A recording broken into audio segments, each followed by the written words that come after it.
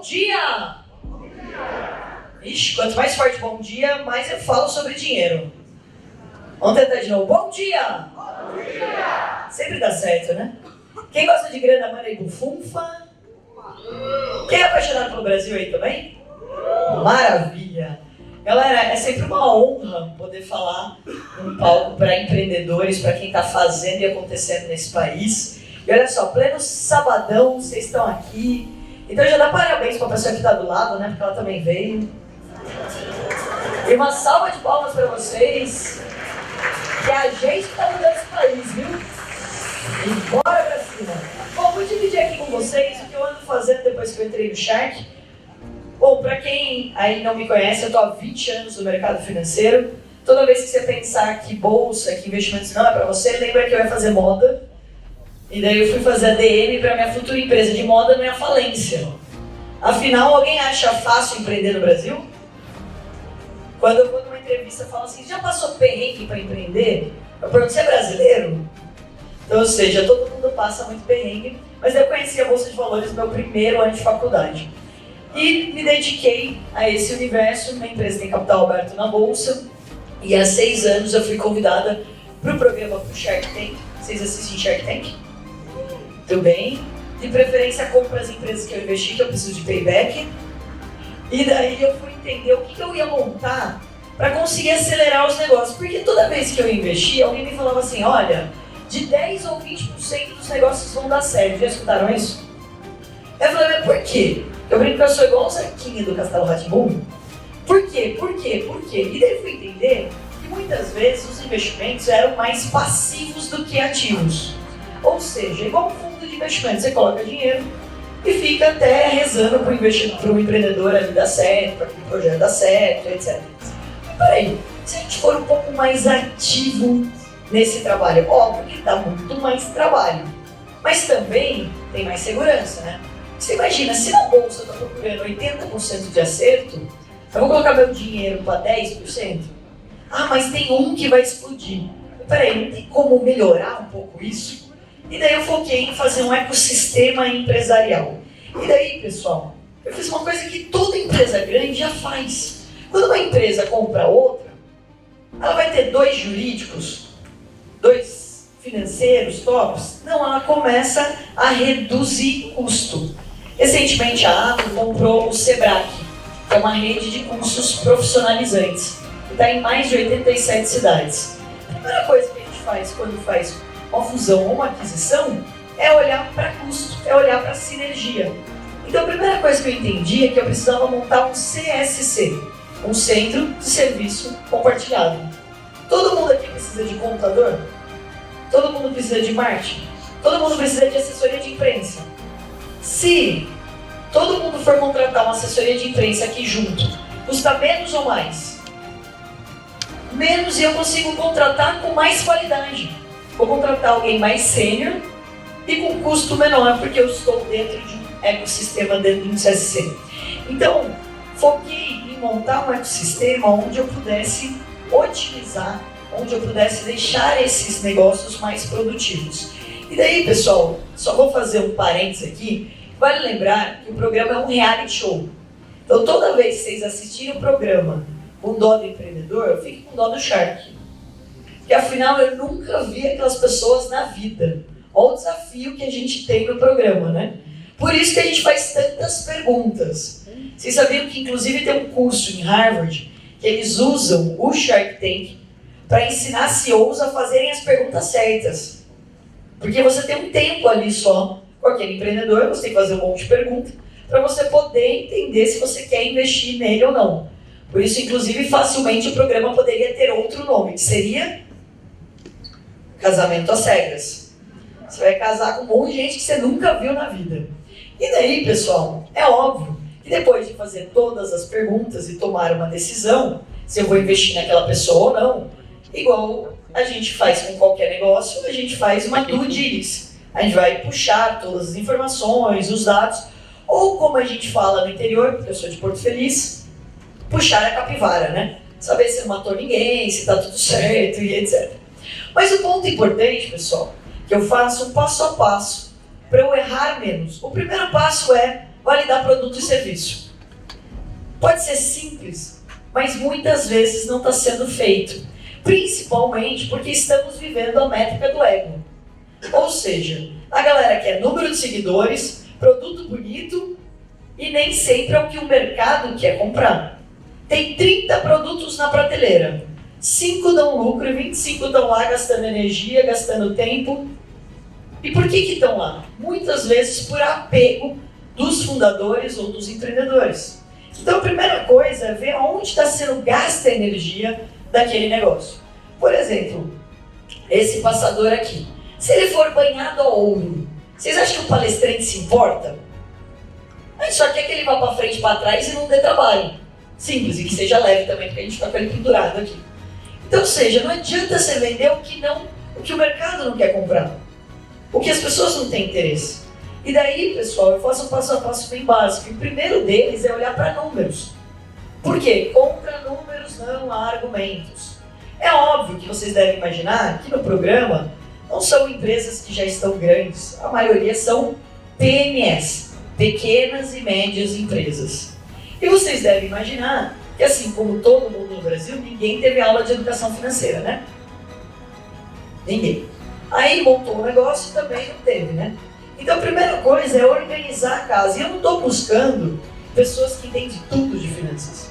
Eu estou buscando cada vez mais pessoas que entendem de interpretar números. Fazer a planilha, colocar ela bonitinha, papapá, hoje com tecnologia, com IA, tá fácil. O que não acontece é tomar decisões com base nos números. Pô, Carol, você prefere um anúncio com a cor roxa, verde ou, sei lá, azul? Eu, como palmeirense, tô triste, eu sei. Vou preferir o verde. Mas o que importa, a minha opinião? Zero. É o que vende. O que dá resultado. De novo, contra números não há argumentos. Lá atrás, quando eu comecei na Bolsa de Valores, pessoal, eu achei que todo mundo de 17, 18 anos também ia querer aprender Bolsa. Afinal, eu comecei com 17 anos. Aí eu gastava uma baita energia indo um monte de universidade, falando com um monte de estudante. Sabe o que acontecia? Nada.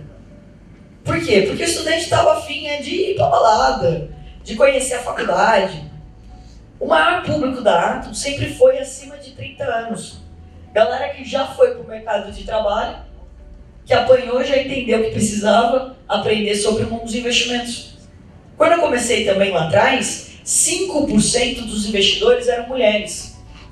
20 anos depois, mulheradas estão dever de casa e comecei a investir. 20 anos depois, ainda somos 26%.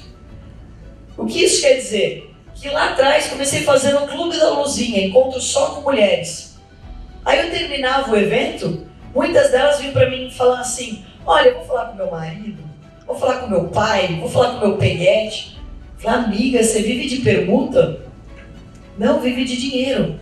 Só que daí eu ia gastar o dinheiro, o caixa da empresa, fazendo anúncio para um público que não queria naquele momento investir? Desistir do público feminino? Óbvio que não. Porém, não dá para você comprometer o caixa da empresa num público que não quer ser convertido naquele momento. O simples sempre vence. Essa é uma das principais coisas que eu aprendi ao longo dessa minha jornada. Eu saí do presencial para o digital e agora no híbrido, do que vale a pena gastar tempo e energia. E é uma das coisas simples, que muitas vezes a gente acaba não colocando como prioridade. De sempre fazer uma checagem. Peraí, eu estou gastando energia com algo que realmente é mais fácil ou mais difícil de gerar receita, de gerar resultado para a minha empresa? Porque, pessoal, tem um propósito, mas não abandone o caixa. Então isso é um dos principais pontos que eu bato na tecla com as minhas investidas. E o segundo, e daí eu amo falar sobre isso, é time. Não tem como ter sucesso com um time que não está engajado, que não está motivado. E daí eu adoto, pessoal, um teste que chama ADV. E até estou desenvolvendo um outro teste hoje, mais completo ainda, para avaliar as habilidades que as pessoas têm naturalmente. O DISC vocês já devem ter ouvido falar, certo? Ele é um disque melhorado. Ele mostra quais são as suas habilidades naturais e como você vem se adaptando.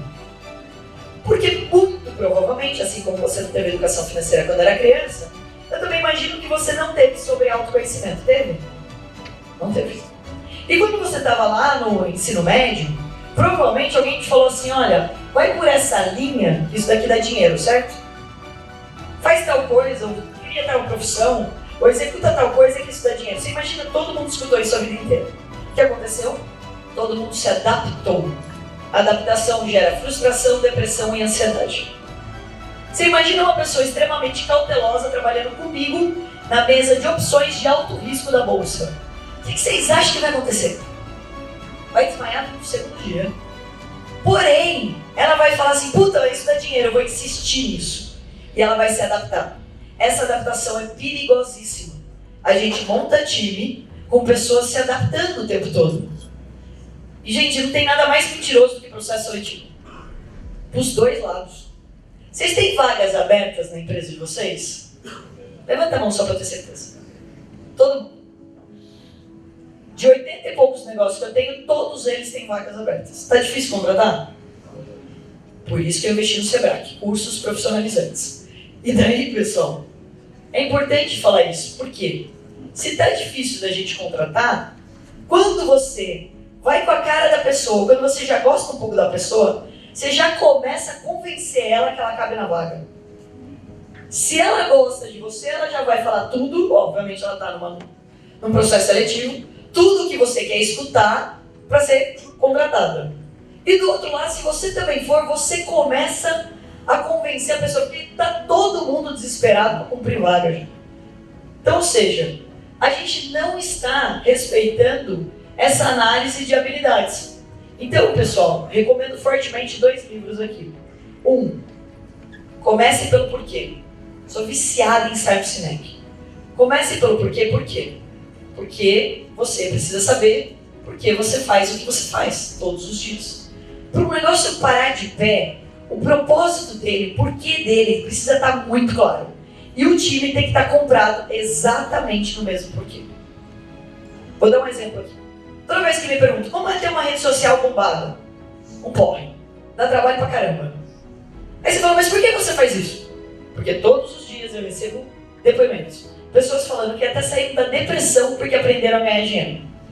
Tem gente que escreve pra mim que emagreceu por causa de mim, eu nem falo de dieta. Então, ou seja, a gente tem o poder através das redes de levar uma mensagem. O Nil tá aqui comigo e tá gravando. Pra quê? Para que alguma coisa, algum insight que vocês tiveram aqui presencialmente, a gente possa chegar a mais pessoas no online. Se o meu time não sabe isso, ele vai criar uma estratégia com foto bonita, com conteúdo legal, mas não com o objetivo que é o principal. Segundo livro, Jogo Infinito. Cara, isso tem que ser de prateleira. Empresas que pensam a curto prazo, em lucro a qualquer custo, não param de pé. Ainda mais hoje, com as pessoas se conectando cada vez, se preocupando cada vez mais, empatia, inclusão. Ou seja, jogo infinito. Qual é o propósito? Como funciona o seu negócio? Por isso que depois que eu entrei no Shark, eu montei a Dinastia, que é a aceleradora para colocar todos os meus negócios dentro de um ecossistema. E por que chama Dinastia? Dinastia não é herança, não é herdeiro, é legado. Profissionalizar a ponto de existir além da sua existência. Qualquer negócio precisa entender que ele não foi criado para você, ele foi criado para o mercado. E uma vez que você está no mercado, você é responsável por todo mundo que você cativou. Seus clientes, seus colaboradores, seus fornecedores. Então isso é essencial. E daí o terceiro passo vai ser pensar em expansão. Um dos maiores erros que eu já vi serem cometidos é essa ansiedade de querer crescer a qualquer custo. E a rede social piorou um pouquinho isso, né? Você acorda, vê uma pessoa lá, ela já faturou não sei quanto, já fez 10 mil burpees, já entrou na piscina de gelo, aí você fala, meu Deus do céu, tô atrasado. Falou, nem saí da cama ainda. E daí você quer tomar decisões e acelerar teu negócio sem ter estrutura. Eu acho o máximo quem me procura e fala assim, meu problema é só vendas. Ah, legal, eu quero ter uma rede de franquias. Falei, que bacana, quantas pessoas tem no time? 3. CEO de MEI. Aí o cara tem o Carlos, head disso, head daquilo. Gente, pelo amor de Deus, não dá para pensar em expansão de ter 500 franqueados se você não vai dar estrutura para eles. E é o que mais acontece.